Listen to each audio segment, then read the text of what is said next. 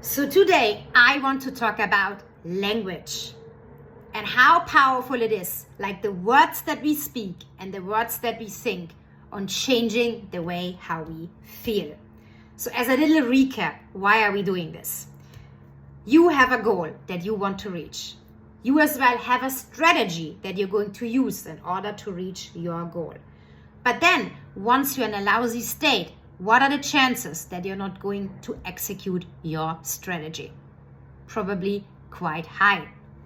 So that's why we always want to start with our state. How do you feel? Because if you feel great, first of all, you feel great. But secondly, you will execute your strategy and you will find solutions for all the challenges, obstacles you're going to get along the way. Because again, big goals come with big challenges.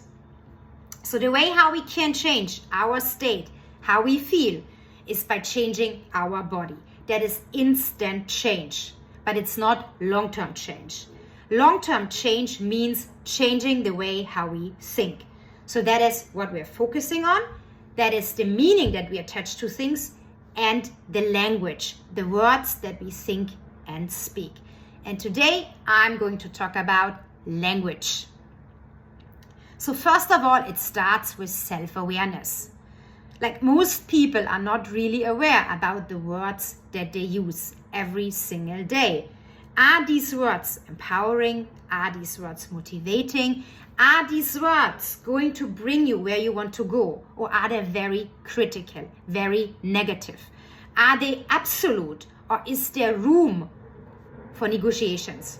Like, I really want to challenge you to observe your own language, but also observe it in other people, because very often it's easier to spot specific patterns in other people. Because again, that is about recognizing patterns. There is specific words we use in specific situations that are going to make us feel in a very specific way.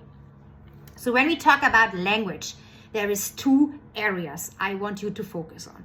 One is self-talk. So that's really the conversation that you're going to have with yourself in your own head. Is it empowering? Is it motivating? Like, how do you talk to yourself? Because most people are very, very critical. And again, when you work on your goals, when you work on your dreams, you want to be a cheerleader. You want to empower yourself. Yes, you want to be honest, but you don't want to be negative. You don't want to be judgmental. You don't want to be highly critical.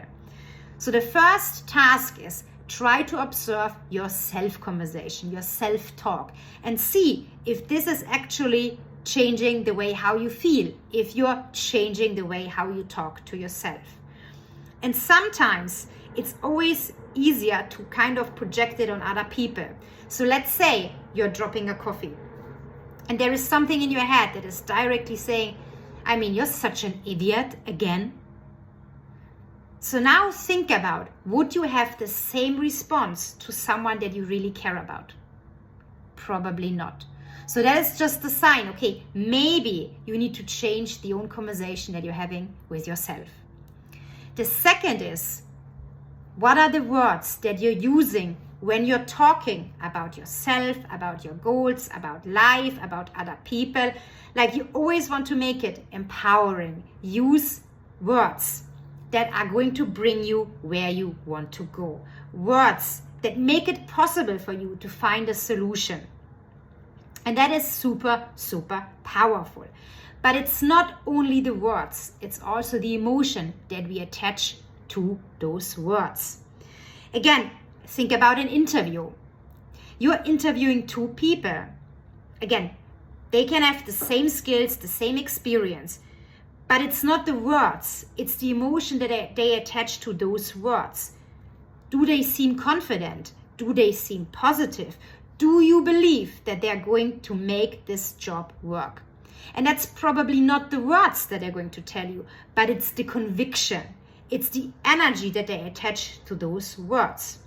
So when you talk about yourself, when you talk about your goals, are the words also matching with the emotion that you want to attach to those words? And sometimes that is very challenging, because if we start something new, we don't have the confidence because we don't have the proof.